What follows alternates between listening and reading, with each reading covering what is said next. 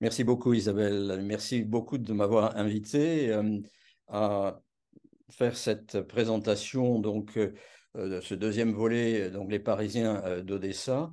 Ce que je voudrais faire finalement ce soir, c'est en quelque sorte vous proposer une promenade dans une galerie virtuelle qui correspond à des œuvres de peintres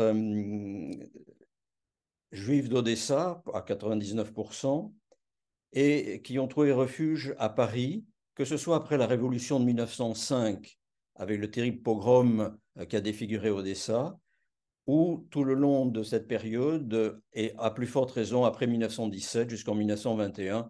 Il y a donc eu une émigration parfois par vagues et importante de Russes, évidemment, de peintres russes et de peintres aussi d'Odessa, dont nous allons parler. S'il y avait simplement quatre ou cinq Parisiennes d'Odessa, peintres, auxquels on s'était attaché l'an dernier, il y a là une bonne quinzaine, au minimum, une bonne quinzaine de peintres, de jeunes peintres venus d'Odessa à Paris, qui vont bénéficier, après leur formation à l'école des beaux-arts d'Odessa, nous allons le voir. Ils ont évidemment euh, contacté ces grands peintres novateurs qui se trouvaient alors à Paris et qui venaient du monde entier, mais aussi évidemment de France. Et ils ont effectivement pris connaissance, pour la deuxième fois, on verra pourquoi, pris connaissance de ces nouveaux courants artistiques qui venaient effectivement aussi de Munich, qui venaient de Moscou, de Saint-Pétersbourg, qui venaient d'Espagne, etc. Et d'Allemagne, bien évidemment aussi, ou d'Italie. Alors, pour fixer un petit peu les idées, et déjà prononcer des noms de ces peintres, j'ai pris trois tableaux. L'un qui s'appelle La chasse, en réalité c'est une partie qui est à gauche, qui est une peinture d'Amschei Nuremberg de 1912. Au centre, c'est une peinture de Vladimir Baranov-Rossiné, plus futuriste. Et enfin, à droite, c'est une peinture presque abstraite de Nathan Altman.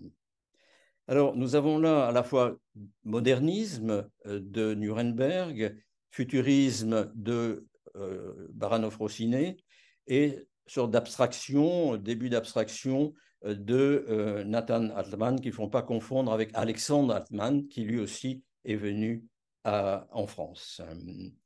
Alors, il faudrait aussi expliquer pourquoi ce titre Parisien d'Odessa. Je l'avais certainement déjà un petit peu commenté la dernière fois.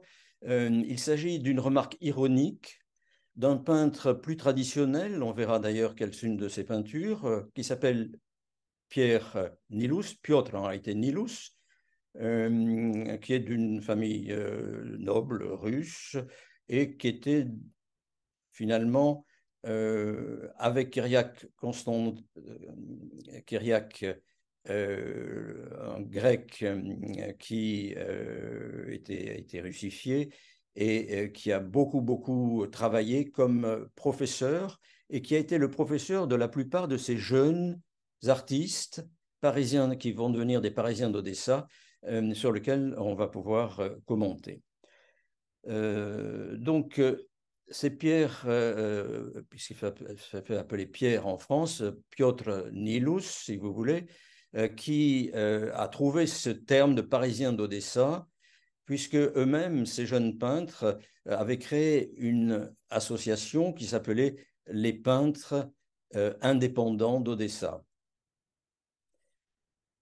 Et Nilus avait tiqué en entendant ce terme indépendant, en disant qu'il n'était pas indépendant, mais dépendant des courants occidentaux que lui-même n'approuvait pas, comme justement les futuristes ou les suprématistes, évidemment, de cette époque. Donc, il a créé cette expression en 1919, les Parisiens d'Odessa, de façon un petit peu, je le disais, ironique. Pourquoi? Lui-même était un des fondateurs de la Société des artistes russes, de la Russie du Sud plus exactement. C'est une association qui dérivait en quelque sorte des peintres ambulants, mais avec un petit peu, il avait été un petit peu matiné d'impressionnisme, et c'est ce que nous allons voir tout à l'heure à travers leurs tableaux. Alors, nos peintres parisiens d'Odessa, effectivement, avaient choisi ce terme puisqu'il se rappelait le Salon des indépendants qui s'était opposé à toute la peinture académique à Paris, à commencer par Manet, évidemment. Et c'est ce terme, donc, qui leur plaît parce qu'ils ont effectivement une volonté et des exigences très particulières. Ils veulent d'abord être opposés à la recherche et aux travaux académiques. Ils veulent de nouvelles esthétiques. Ils veulent surtout une liberté de création et enfin la liberté d'être eux-mêmes, la liberté effectivement de pouvoir créer comme ils le souhaitent et de se déplacer aussi en Europe comme ils le souhaitent. Vous voyez, c'est une vieille idée que l'on pourrait essayer, sur laquelle on peut tout à fait réfléchir par rapport à la période actuelle en Russie. Donc, c'était des exigences effectivement très difficiles aussi lorsqu'ils venaient de l'Empire russe, c'est évident, qui était aussi relativement fermé. Je voudrais maintenant, nous allons voir, alors, la deuxième. Voilà. Les Parisiens d'Odessa, donc, ils créent, comme je vous le disais, cette société des artistes indépendants pour s'opposer à la société des peintres de la Russie du Sud. Nous avons aussi ici une photographie intéressante qui date de 1909, où il y a différents peintres dont nous allons parler maintenant. Il y a Victor Midler, il y a Amshai Nuremberg devant, assis devant. Il y a à droite derrière Isaac Malik et il y a derrière les moustaches Yukhnovsky. Alors, le sort de ces jeunes artistes peintres, ils ont des sorts très différents. Certains resteront en Russie, comme Victor Midler ou Yukhnovych derrière. Yukhnovych sera en fait, c'est un peintre de qualité, mais qui est aussi un médecin, et il a été pendant longtemps titulaire de la chaire de dermatologie-vénérologie à l'hôpital d'Odessa. Et nous verrons qu'on Malik, qui a été obligé de revenir, de quitter Paris pour revenir en Russie, aura un sort très, très difficile à partir du début des années 20. Ça sera tout à fait tragique. Voilà le professeur dont je vous parlais, Kyriakos Standi, et un de ses tableaux qui s'appelle Les Orphelins. Alors, Kyriakos Standi est un grec d'origine. Il est né, vous voyez, en 1865. Il n'a été naturalisé russe qu'en 1881, donc il a pas mal attendu. Et il est né dans une famille qui venait de Santorin, d'ailleurs, en île grecque. Et il est très pauvre, effectivement, il faisait 9 dans sa famille, son père meurt très jeune, et donc c'est quelqu'un qui a un énorme mérite, mais qui sera remarqué par ses qualités déjà de dessinateur et de peintre, alors qu'il était tout jeune, par Aivazovsky, qui était un des plus grands peintres russes de cette époque, au point que le tsar Nicolas Ier lui avait dit: vous êtes le tsar de la mer, parce qu'il faisait beaucoup de marine, comme moi je suis le tsar de la terre. Voyez, alors, ici, nous avons avec Iria Constandi quelque chose de tout à fait différent, beaucoup moins pompeux, Les Orphelins. Et c'est un tableau qui était assez peu connu jusqu'à une époque récente, mais quand même plus connu que les tableaux de nos Parisiens d'Odessa qui avaient complètement disparu. Personne ne pensait qu'il y avait encore des tableaux de ces peintres-là qui avaient été soit ils avaient des sorts souvent funestes lorsqu'ils sont restés à Paris en France pendant la Deuxième Guerre mondiale. Beaucoup ont été arrêtés et ont péri malheureusement dans les camps. Et les autres qui sont revenus en Russie ont été totalement étouffés. Et ce sont ces sorts tragiques aussi que nous aurons à évoquer, puisque à partir de 2006 simplement, puis 2010, on commence simplement à les connaître. En Russie, on commence à connaître leur nom qui avait été complètement éliminé par la censure soviétique. Et leurs tableaux, effectivement, ne figuraient plus du tout dans les musées. Peut-être ils étaient restés dans les soutes des musées, mais en tout cas, on ne voulait plus du tout en parler. Et nous verrons justement comment une exposition à Tel Aviv, justement, en 2006, par Liesia Voikun, oui. Cette jeune femme était justement conservateur dans un des musées de Tel Aviv, le musée russe d'ailleurs de Tel Aviv, et elle avait su retrouver ces peintures qui étaient restées pendant très longtemps, depuis 1919, et je dirais tout à l'heure pourquoi, qui était venu en Israël, enfin dans la nouvelle, la Palestine de l'époque, et qui avait été conservé sans que personne vraiment s'y intéresse, jusque dans ces années 2006. Donc ils sont retrouvés, vous voyez, à une époque extrêmement récente, et ils sont mieux connus encore en 2010, lorsqu'une famille, la famille de ce mécène Pierimien dont on reparlera, Yakov Abramovich Pierimien, c'est ce mécène qui était parti d'Odessa en décembre 1919 après avoir organisé tout un départ de 600 personnes, d'intellectuels en règle générale et d'artistes, et a amené avec lui 200 tableaux de ces jeunes peintres qu'il avait collectionnés à Odessa entre le début du siècle et 1919. Donc on verra aussi ces peintres qui vont nous motiver. Alors, Constant dit, voilà, si vous voulez, une sorte de post-impressionnisme ou d'impressionnisme. En général, il est très doué pour la couleur, pour le rendu, si vous voulez. Il y a une sorte d'empathie, si vous voulez, pour la nature, une empathie pour les personnes qui reviennent de l'Église ici. Donc, il y a vraiment un travail qui a beaucoup impressionné à l'époque, qui était relativement novateur pour l'époque, surtout à Odessa, et qui a en tout cas été très bénéfique pour tous ces jeunes odessites, peintres, qui voulaient être peintres en tout cas à cette époque, et pour lequel il a eu la plus grande affection et en même temps la plus grande qualité en tant qu'enseignant. Alors ici, nous avons son petit barème, 1909, 1910, 1911. Il serait tout à fait erroné de penser que les jeunes odessites, ces peintres-là, mais aussi une partie de l'intelligentsia de la ville, ne connaissaient pas les peintres et les courants très novateurs de l'Europe occidentale, que ce soit en Italie, en Allemagne ou en France. Et c'est ce Izdiebski qui était un sculpteur. C'est de lui que l'on a cette sculpture, la danse, de style un petit peu cubiste.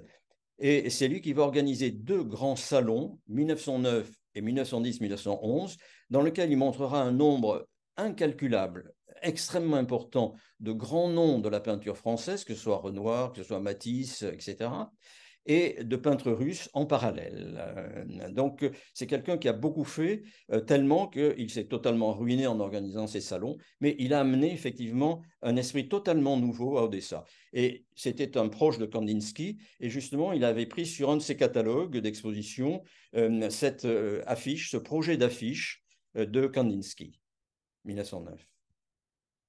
Alors ici, tout à l'heure, nous avons vu les peintres indépendants, ils n'étaient que 4. Là, ils sont 19, avec souvent les mêmes. Il y a Nuremberg, il y a sa femme qui avait été ballerine, hein, qui est un très bon peintre aussi. Il y a Feyermann, il y a Gershenfeld, il y a évidemment ici Malik, que j'ai cité tout à l'heure, et aussi Ladijensky qui est ici. Voilà.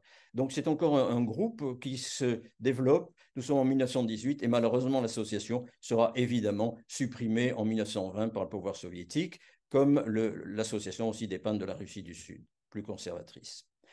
Alors, sur les chemins de l'exil, effectivement, voilà une sorte de charge, comme on dit en russe, concernant Bounine, le grand écrivain qui sera prix Nobel en 1933, sur les chemins de l'exil. Et c'est encore en 1918-19 un départ ordonné Et ensuite, alors, le grand livre, il y a un grand livre de Bounine, d'Ivan Bounine, qui s'appelle Jour maudit, 1919, qu'il faut évidemment lire si on en a la possibilité.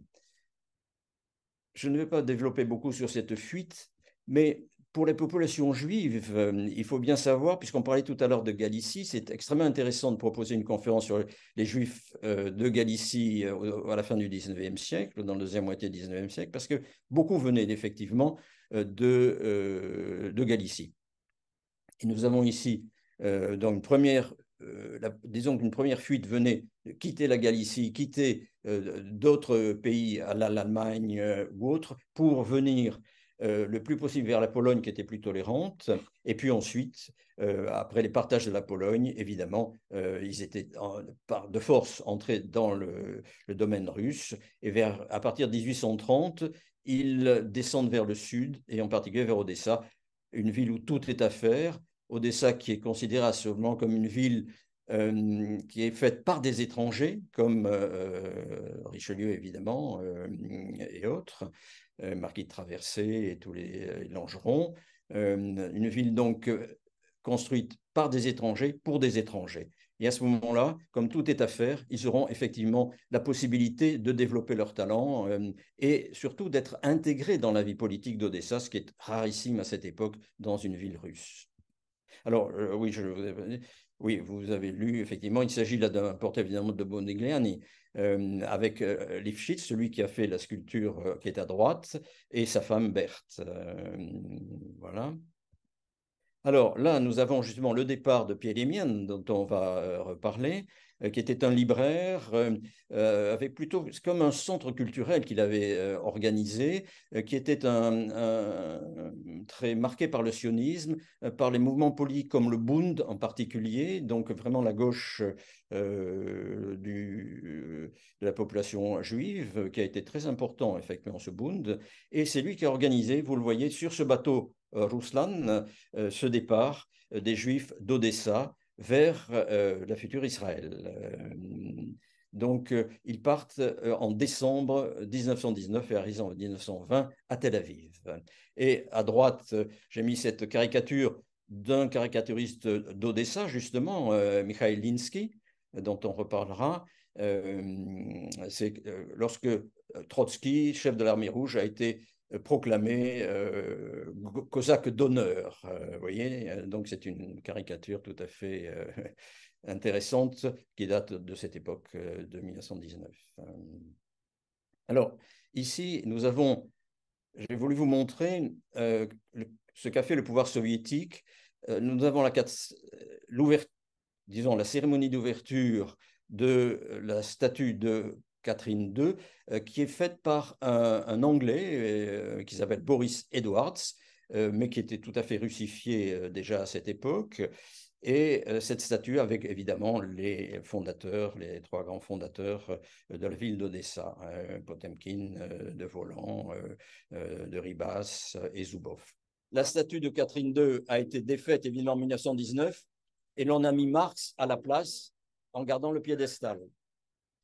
Et maintenant, voilà, j'ai mis en bas ce qu'il arrive le 30 décembre 2022, donc il n'y a même pas un an, à la statue de Catherine II qui avait été replacée. C'est effectivement, vous voyez, elle est considérée comme le bourreau de l'Ukraine, avec ce capuchon rouge qui lui barre la figure d'ailleurs, et puis cette corde de pendu qu'elle tient. Et à côté, vous voyez la statue de Catherine II qui est totalement déboulonnée.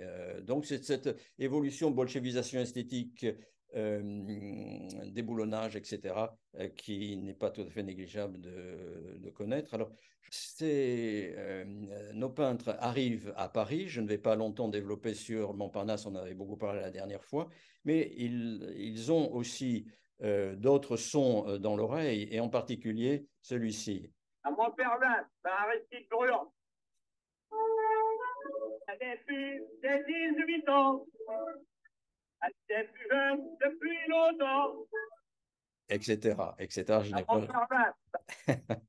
Alors, nos peintres russes, en général, d'Odessa, étaient pauvres, bien évidemment, lorsqu'ils arrivent, pour la plupart, et ils vont, pour plusieurs d'entre eux, rue d'Annecy, vous le savez, dans le 15e arrondissement, près de l'actuel parc Georges Brassens, pas très loin, La Ruche. La Ruche est donc cette grande institution organisée par le sculpteur Boucher, et qui existe encore, on peut la voir, qui était l'ancien bâtiment des vins d'Aquitaine et de Gironde en particulier, pour l'exposition universelle de 1900, qui avait été racheté par ce sculpteur Boucher pour créer une sorte de cité d'artistes dans cette planète Montparnasse dont je parle.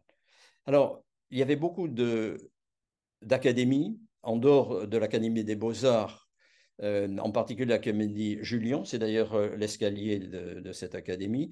Le peintre de... nous avons... Voilà. Je voudrais arriver maintenant à ces peintres qui ont séjourné à Paris et que l'on connaît peut-être pas assez actuellement, en particulier Altman, Nathan Isaevich, qui est un des peintres les plus marquants, il me semble. Il est très connu pour ce portrait d'Anna Akhmatova, c'est évident, mais aussi ce portrait d'une femme. Donc, ce sont des peintures de 1915, 1914 pour celle de droite, 1915 pour Anna Akhmatova, qui a été beaucoup de peintres ont fait son portrait, etc. Mais celui-ci est particulièrement marquant, on le connaît beaucoup. Alors, voilà Altman, lui-même, autoportrait de 1916, à côté une amie justement de la cousine d'un peintre assez connu, qui est justement quelqu'un qui est franchement dans l'avant-garde, Altman, et tout à fait remarquable. Alors, Nathan est très intéressé par les thèmes juifs, justement, en particulier l'horloger, et aussi à droite, Shabbat, justement. C'est un peintre de très très grande qualité, qui est encore... alors, il est extrêmement coté encore actuellement. Voilà, ici, encore un horloger, c'est un deuxième thème. Et la propagande, beaucoup de ces peintres, lorsqu'ils sont revenus en Russie, s'ils sont revenus en Russie, évidemment, ont été pris par le système soviétique qui leur a donné la possibilité, dans tout début des années 20, de créer des affiches tout à fait remarquables comme celui-ci, de rien, ils seront tout. Hein.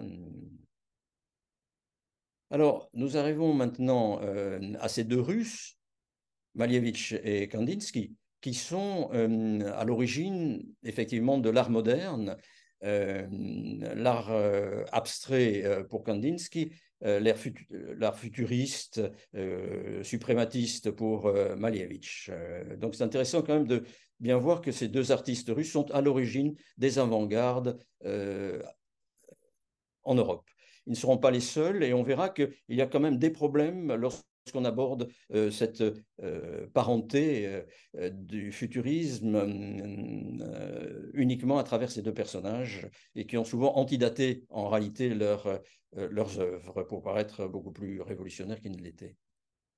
Alors, Kandinsky, justement, j'ai repris ces deux tableaux de Kandinsky de 1898 1900, le port d'Odessa, justement, à gauche, vous l'avez montré d'ailleurs l'an dernier, et puis la très très belle propriété des princes Trubetskoy, ici, Achtirka, on voit très bien la propriété néoclassique et le parc est encore, alors la propriété a brûlé il n'y a d'ailleurs pas si longtemps que ça, et il y a toujours le parc, effectivement, qui est près de Moscou, tout est près de Moscou.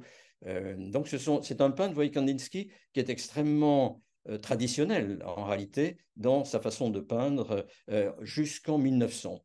Et c'est la période 1910, vous le savez, 1913, qui va être le basculement complet pour ces peintres. Voilà Kandinsky, sa première œuvre abstraite, avec sa phrase célèbre, « Créer une œuvre, c'est créer un monde ». Et on s'est beaucoup posé la question, est-ce c'est vraiment l'inventeur de l'art abstrait ou pas?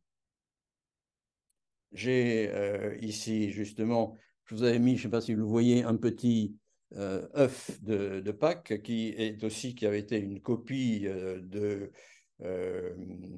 évidemment, de cette œuvre bien connue de Kandinsky, Le Paysan, Christianin. Voilà. Alors, là, nous arrivons au stade du futurisme lorsqu'il devient suprématisme, c'est-à-dire lorsque on utilise, il n'y a plus d'objets. Malevich était très opposé à l'objet dans la peinture et niait la nécessité de l'objet. On le verra tout à l'heure en parlant de Gershenfeld, qui a été un théoricien extrêmement intéressant pour son époque. Et ici, nous avons évidemment le célèbre tableau de Lissitzky, donc Klinem Krasnym Bielich, donc avec le coin rouge, bas les blancs textuellement. Ça, c'est vraiment un travail qui est suprématiste, comme le voulait Malevich, parce qu'il utilise uniquement des couleurs premières, rouge, le blanc, le noir, et en même temps, il utilise des symboles, si vous voulez, qui sont tout à fait expressifs et qui sont géométriques. Ça, c'était la loi. Alors, maintenant, lorsque le public à Paris en particulier, a vu, comme en Allemagne d'ailleurs, avec Kandinsky, qui séjournait beaucoup, travaillait beaucoup à Munich à cette époque, il y a une association qui crée des expositions, dirigée d'ailleurs par Jules Lévy, un journaliste assez connu à l'époque, qui s'appelle Les Arts Incohérents. Et voici les affiches de ces arts incohérents qui, évidemment, s'acharnaient contre l'art abstrait. Et il y avait toujours des humoristes à ce moment-là, évidemment à Paris. Donc, le fameux carré noir sur fond blanc de Malevich, en réalité, n'était pas du tout la première peinture monochrome, comme l'on le pensait. D'abord, sous le tableau de Malevich, grâce aux instruments actuels, on a pu découvrir qu'il y avait un tableau un petit peu cubiste, néo-cubiste en quelque sorte, qui était sous ce tableau. Il avait peint même il y avait deux peintures avant et il a repeint son tableau par-dessus. Ça se faisait beaucoup à l'époque, effectivement. Et là, nous avons ce rectangle, ce carré noir, qui avait été créé en réalité par un dénommé Billiot, et qui a été affiché dans cette galerie justement des arts incohérents. Donc, c'est de 1882. Et lorsqu'on creuse un petit peu, on voit que même au XVIIe siècle, vous avez des tableaux complètement noirs qui existent déjà. Alors, ce tableau, évidemment, avec le parler de l'époque, il l'appelle lutte de nègres dans une cave en pleine nuit. Voilà comment il appelle ça, l'humour de l'époque. Et nous avons ici à droite, c'est un de ses grands amis, aussi l'humoriste et écrivain. Les deux écrivaient des comédies, des vaudevilles, etc. Et lui a trouvé c'est un rideau de fiacre qu'il a présenté comme justement une peinture et il a appelé des souteneurs au mieux de leur force allongés sur une pelouse, allongés sur l'herbe. Voilà comment lui appelait effectivement en s'amusant. Et évidemment, vous avez une peinture de Soulages ici, cette outre noire qui a été caractéristique de Soulages. Alors, ce qu'il y a ensuite, vous voyez d'ailleurs comment ça s'intitule, le carré rouge ou le rectangle rouge qui est au-dessous, récolte de la tomate par des cardinaux apoplectiques au bord de la mer Rouge. Voilà l'humour, si vous voulez, de l'époque. Alors, nous revenons maintenant à un autre grand peintre de cette époque, très très oublié malheureusement après les années 40, qui s'appelle donc Alexandre Saul, en réalité Saül Feinsilberg. C'est une famille de commerçants de blé assez fortunés et cousin des Pasternak, par parenthèse. Et celui qui a été un des plus connus, enfin il y en a deux très connus, les deux frères, ils étaient trois frères et une sœur, c'est justement Sandro, il se fait appeler effectivement Sandro Fasini. Voilà, dont on va parler, qui est un des plus intéressants, à côté de son frère, qui est le frère Ilf. Vous voyez, dans Ilf et Petrov, les 12 chaises, etc. Eh bien, c'est son frère qui est ici à droite sur la photo. Vous voyez, et lui, Sandro, est au centre. Voilà. Alors, Sandro Fasini a commencé par des peintures tout à fait traditionnelles, très agréables d'ailleurs, voir le café en 1915. Et il a été justement portraituré par un de ses amis, Olesiewicz, en 1917, ici. Et alors, il devient de plus en plus adepte même du surréalisme. C'est quelqu'un qui est très proche des surréalistes. Et cette peinture de gauche s'appelle Les Architectes. Et celle de droite, c'est simplement une composition, mais qui avait été appelée, je crois, à une époque, les géomètres. C'est pour ça que je les ai mis ensemble. Euh, alors, il faut dire que ce peintre qui avait été lui aussi complètement oublié, et maintenant atteint des prix tout à fait importants, évidemment, et beaucoup de ces tableaux, je les ai retrouvés dans les ventes de Sotheby's ou dans les ventes en France, en Angleterre, etc. Hein.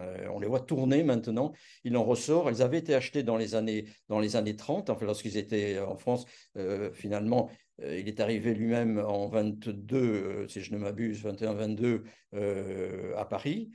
Et il a beaucoup vendu à ce moment-là, beaucoup travaillé.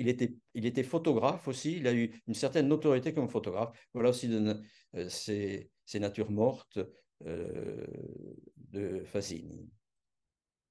Encore de natures mortes, tout à fait remarquables et qui atteignent des prix donc extrêmement importants maintenant.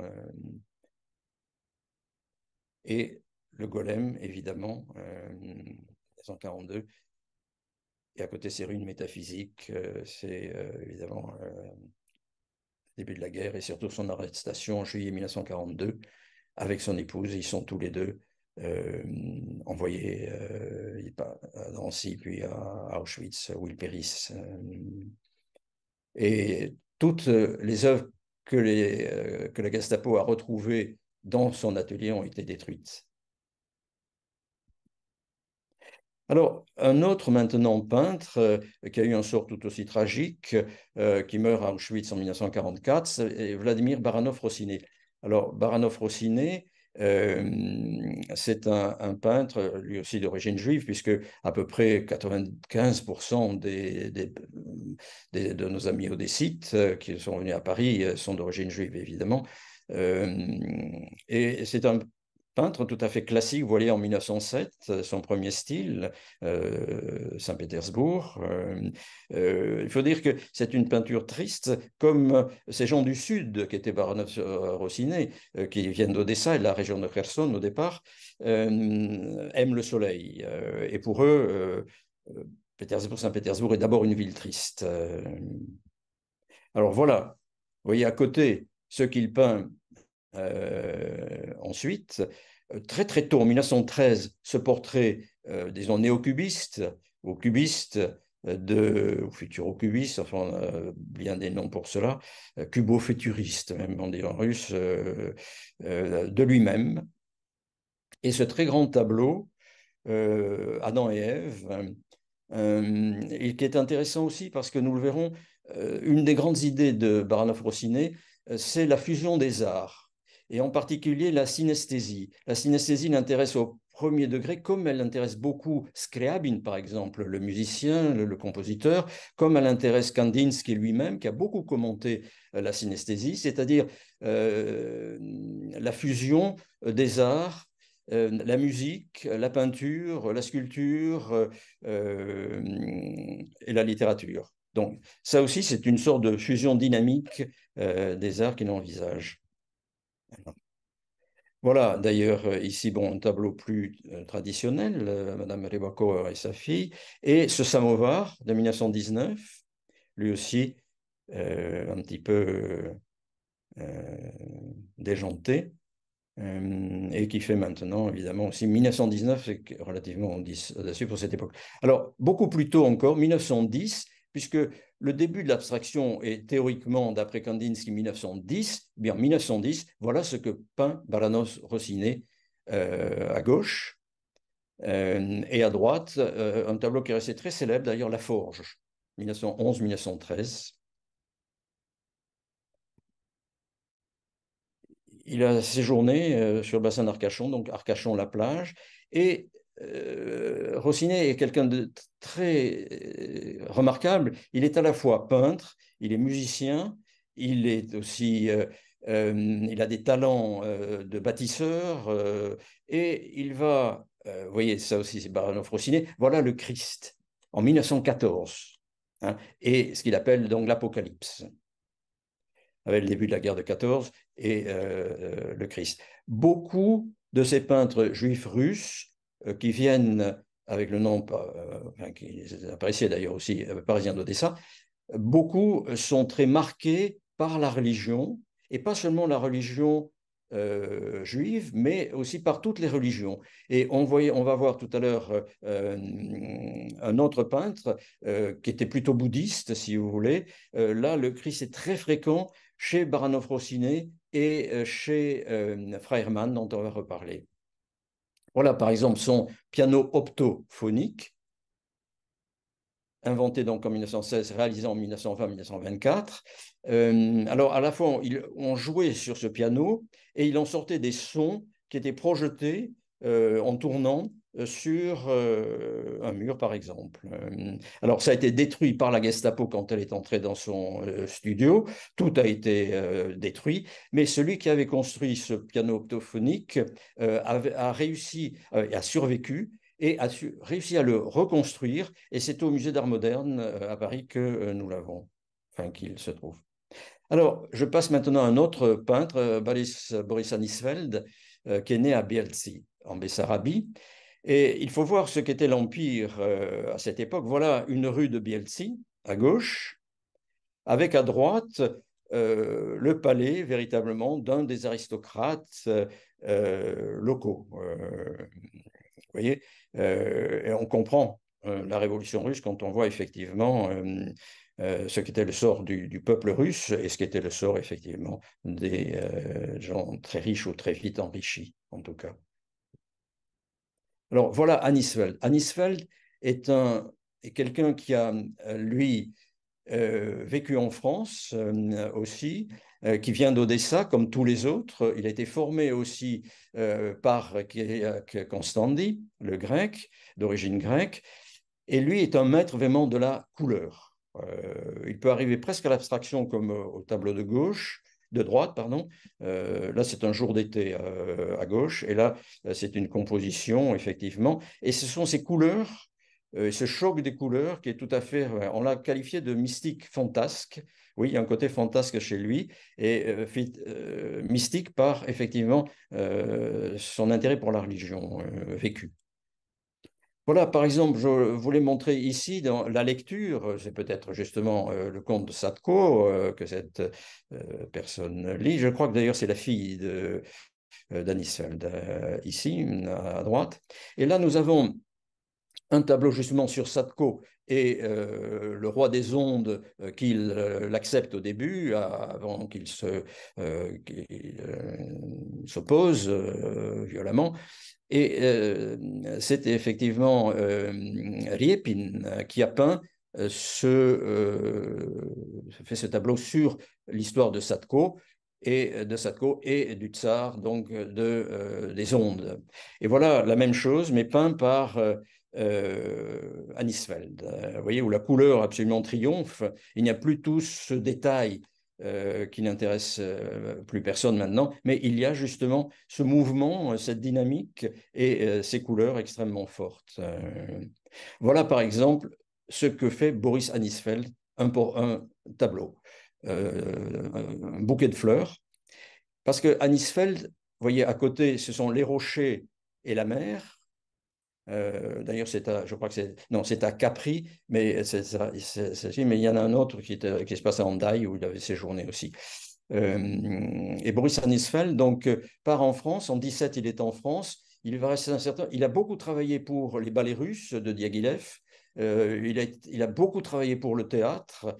Et en 1917, justement, après avoir commencé sa journée, il est arrivé avant 17 en France. Il va partir sur une invitation d'un journaliste historien de l'art qui va l'inviter à New York pour une grande exposition de ses œuvres. Et il part à New York, il restera en fait toujours ensuite aux États-Unis. Et il disait, je ne peins pas ce que je vois, je peins ce que je ressens. Et ça, c'est une phrase extrêmement importante pour comprendre son œuvre. Voilà, par exemple, la garde, vous voyez, les couleurs aussi sont là. Voilà, un décor. Alors, maintenant, Feder. Feder, donc Adolf Feder, a malheureusement péri aussi à Auschwitz en 1943.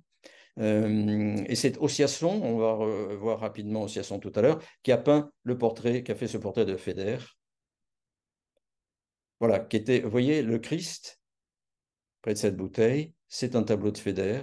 Feder est religieux. Vous avez ici à droite la Vierge Marie et son fils, avec au milieu, effectivement. Là aussi, les couleurs sont très très belles en général chez Feder, avec un sens aussi profond. Voilà quelque chose on aurait dit au 19e siècle, de délicieux, ce paysage de Londres vu de la Tamise. C'étaient tous de très très bons dessinateurs, parce que Kyriakos Stan, il les avait obligés à être d'abord des dessinateurs avant d'être peintres. Et on le voit très bien sur cette aquarelle. Alors ici, un autre grand témoin de cette époque, lui a vécu aussi en France longtemps, mais en 1919, il apprend que sa mère est malade et il revient en Russie et il n'a jamais pu repartir.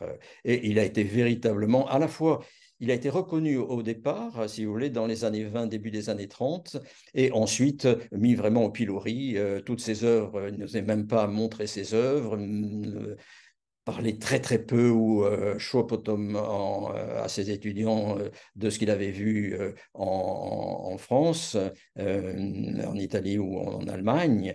Voilà, justement, c'est un symboliste à cette époque, évidemment. Ensuite, il n'a fait que des camions et des usines et des travailleurs, etc. Le voilà, le soir,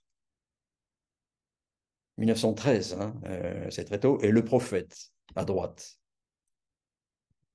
Frère Hermann, voilà aussi, vous voyez, on peut penser que c'est une tête du Christ, justement. Il y a aussi, mais je n'ai pas pu le mettre parce que ça faisait déjà trop de tableaux, justement, la tête décollée, évidemment, de Saint Jean-Baptiste, aussi, qui va être dans le même style, exactement. Frère Hermann, alors, voilà ce qu'il peignait ensuite dans la période soviétique, ce qui n'est pas forcément mauvais d'ailleurs, mais enfin, pour nous, l'intérêt peut-être. Et un des rares tableaux que j'ai trouvé intéressant, vraiment, c'est ce portrait homme dans son intérieur, qui date des années 40. Alors, voilà quelqu'un, Israelevich Meksin, que l'on ne connaissait absolument pas il y a encore quelques années. Les derniers, ce que j'avais vérifié il y a un an ou deux, on ne connaissait même pas sa date de naissance, que l'on vient de retrouver. Et on disait, alors, né fin 19e, et il est mort probablement après 1937. Il est mort en 1937, ça vient de la collection Yakov Pélémienne, justement. Nous avons ici Elsa Kruger, justement, une danseuse un peu comme Isadora Duncan à gauche, et la lanterne rouge, et à droite, les Parisiennes. Ce sont les trois tableaux que l'on connaît à l'heure actuelle de Meksin. On ne sait pas du tout d'où il venait, on ne sait pas du tout comment il a vécu, rien. On n'a aucun renseignement pour le moment sur Meksin, alors que progressivement, on a c'est en particulier une dame que je respecte beaucoup, que j'ai bien d'amitié, Olga Barkovskaya, qui est à la bibliothèque Gorky d'Odessa, responsable de la partie, tout ce qui concerne la peinture, et qui a fait justement toutes ses études sur les Parisiens Odesky Valéjagne et qui a véritablement découvert la plupart de ceux que Gérard Cognot ou Jean-Marc Marcadet ont pu développer. Alors, Gotko aussi, qui malheureusement est assassiné à Birkenau, Gotko était aussi un peintre de très grande qualité. Gotkovski, évidemment, il s'appelle. Anémone. Vous voyez, ce sont des peintres beaucoup moins futuristes, hein, mais intéressants aussi. Alors, celui-ci est très connu, Granovski, qui périt malheureusement aussi à Auschwitz en 1942, qui était, on l'appelait le cow-boy de Montparnasse, et qui était aussi un très bon peintre, très remarquable. Alors, nous arrivons à Isaac Malik. Malik est peut-être un des plus grands, hein, de tous ceux que l'on ne connaissait pas il y a quelques années. On ne savait même pas aussi le situer, quelles étaient ses dates de vie et de mort, qu'est-ce qu'il a peint. Et puis, on voit tout ça, comme disent les Anglais, crops up. Hein, ça plus remonte à la surface. Et donc, sur cette ville de Krouti, justement, qui est près de Kiev, c'est à l'est, je crois, quelque chose comme une vingtaine de kilomètres à l'est de Kiev, ce petit village qu'il a peint, évidemment, les musiciens des rues. Voilà, jour de marché à Krouti, justement, 1913, hein, c'est très tôt. Il a vécu 9 ans à Paris, quand même. Non, oui, enfin, là, je mis simplement un peu moins, mais enfin, c'est entre 9 et 6 ans. Enfin, là aussi, on est un peu... Oui, là, c'est un banquet de carnaval, en réalité, ici, à gauche, et puis une vue d'un boulevard de Paris. Il n'est pas le seul Malik à avoir peint ses promenades à Versailles. Beaucoup d'autres l'ont fait avec lui, mais il le fait avec talent. Voilà aussi ce style des années, vous voyez, 1917, très très tôt, très coloré, très vif, très dynamique. Ça aussi, vous voyez, Printemps sur la Marne, 1917, Arbre en fleurs de 1916. Et puis, ceci que je ne connaissais pas encore avant-hier, cette Vision du paradis de 1918. Et à droite, vous avez une charge, comme on dit, mais on a presque oublié en français ce nom de charge comme de caricature, mais qui vient en 6e point dans le Robert, hein, et qui a été pris tel quel en russe. C'est une charge amicale contre, ça aussi on peut l'utiliser, mais c'est assez désuet quand même maintenant. Voilà Périmienne, justement, ici, faite par Malik et Nuremberg. Voilà. Alors, Nuremberg lui-même est lui aussi très moderniste. Avec Malik, ils seront quand même, lorsqu'ils reviennent en Russie soviétique, c'est eux qui, avec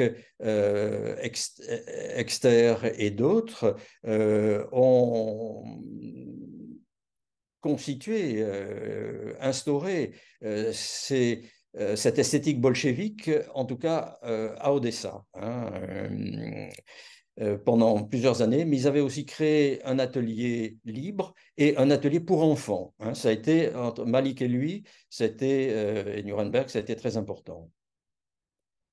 Voilà, la chasse motif antique 1912, dont j'avais pris simplement la partie droite. Le festin de Salomon.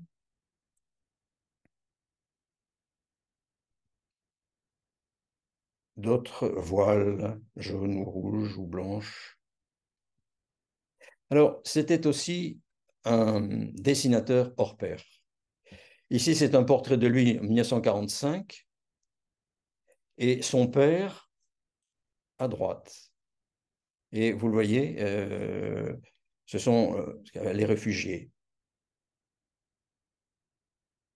Très, très, très bon dessinateur. Excellent, excellent. Voilà. Ce qu'avait, encore une fois, exigé d'eux Kéria Constandi, être d'abord un dessinateur.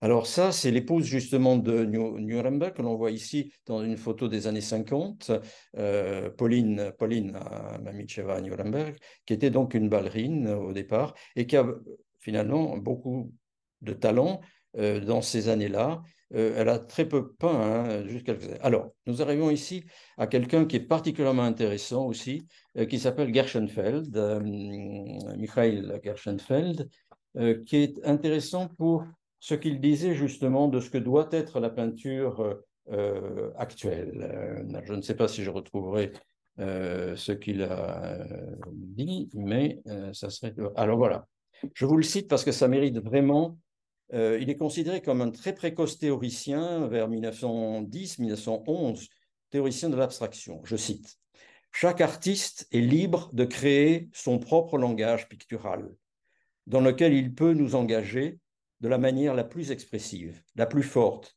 la plus puissante, dans le monde de ses perceptions. » C'est un peu ce que disait Anisfeld: « Je ne peins pas ce que je vois, je peins ce que je ressens. » Et Gershenfeld, dans cet article, continuait: « Les couleurs et les lignes sont capables par elles-mêmes d'influer sur notre psychisme. En d'autres termes, dans un tableau, le sujet n'a pas d'importance. » Alors, c'est tout à fait, évidemment, ça reprend les idées de Malevich, la peinture sans objet et à plus forte raison sans sujet. Hein. Alors, Genschenfeld, c'est professeur au départ à Paris, aux Beaux-Arts et dans les différentes académies, était Seurat. Hein, Seurat donc, et les pointillistes, Signac aussi. Donc, c'est sa première tendance Pont-Aven, ici. Alors, voici ensuite Gershenfeld, depuis quelques tentatives, si vous voulez, d'être plus constructiviste, en quelque sorte. Mais on connaît très, très peu de tableaux de lui, malheureusement. C'est tout à fait dommage. Alors, on arrive maintenant à Nilus, ce peintre donc, qui a été avec Kyriat Kostandi, un des fondateurs de l'association des peintres de la Russie du Sud, donc plus traditionnaliste, mais dans la veine des peintres ambulants, s'intéressant à des problèmes sociaux, si vous voulez. Hein. Il a peint un portrait de Tchekhov qui n'est pas très, très connu, il me semble, par rapport à celui de Bukowiecki, que d'ailleurs Tchekhov détestait, non pas Bukowiecki, mais son tableau de Bukowiecki, alors que c'est le plus connu dans tous les livres, tous les manuels soviétiques, on le voit. C'est Nilus, un autoportrait de Nilus.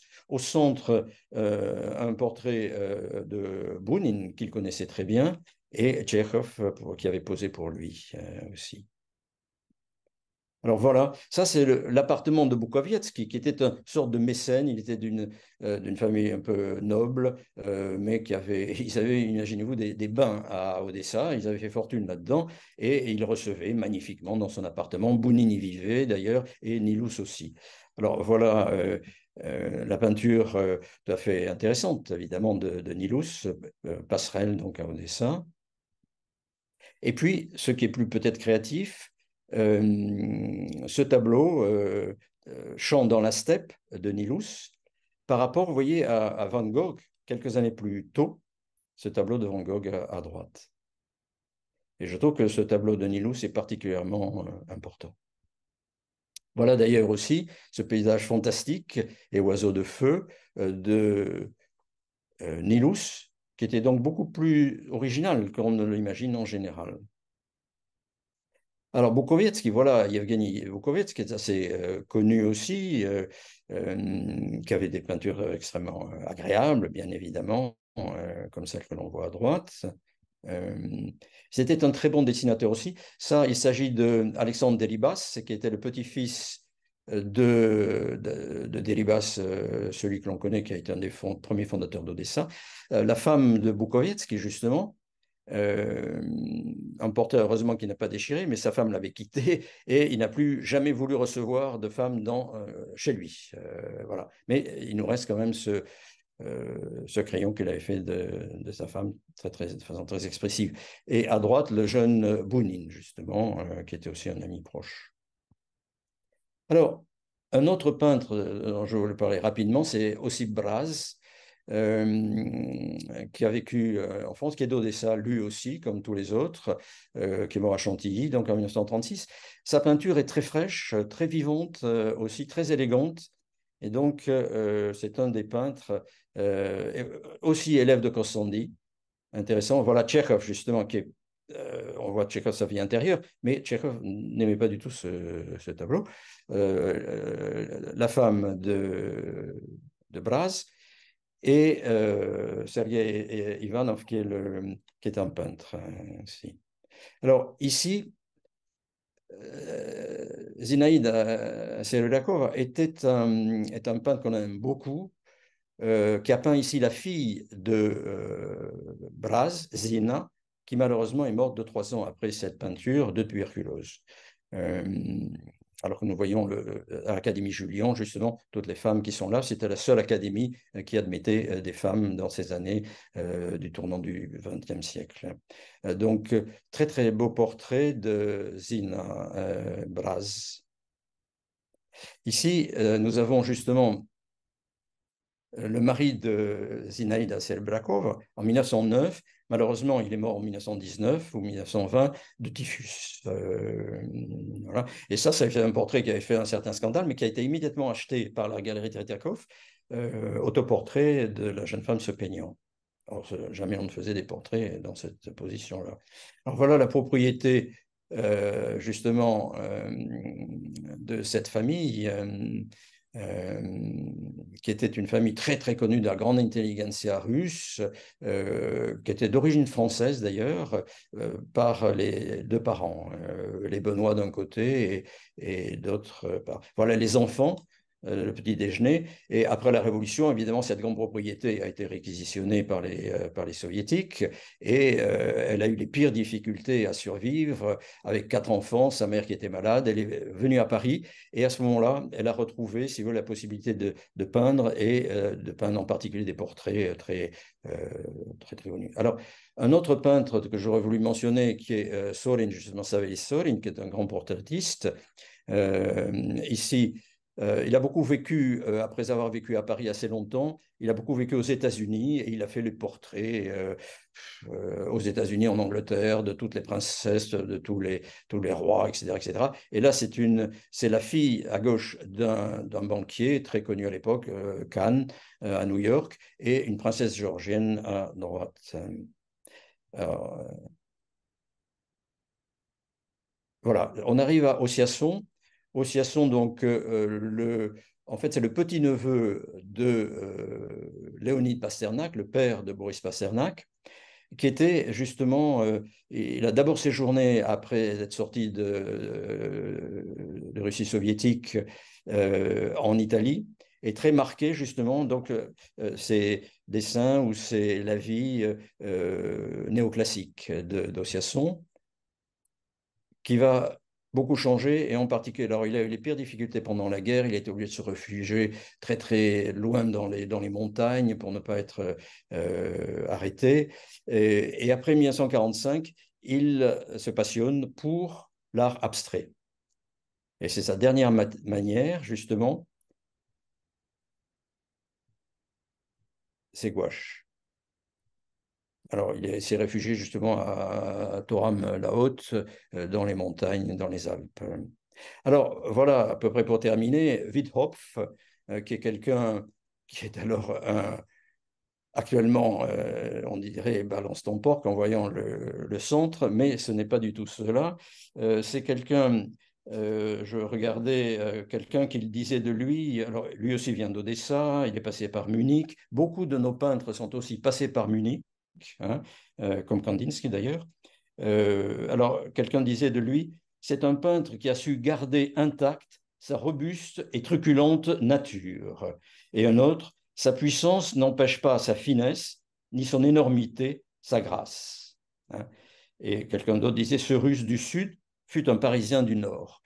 Effectivement, il était avec ses modèles, mais n'oubliez pas, voyez à droite, ce que quelqu'un pouvait mettre sur sa tombe dans le cimetière d'Odessa. Hein.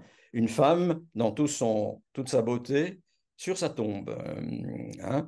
Et c'est ici une sculpture assez importante de Shana Arloff. Voilà. Alors voilà la peinture de Witthoff, qui connaît un renouveau véritablement d'appréciation. Voilà par exemple celle de droite, le vallon dans la montagne. Et puis ces natures mortes, en particulier celles de droite, qui maintenant font, si j'ose dire, un tabac.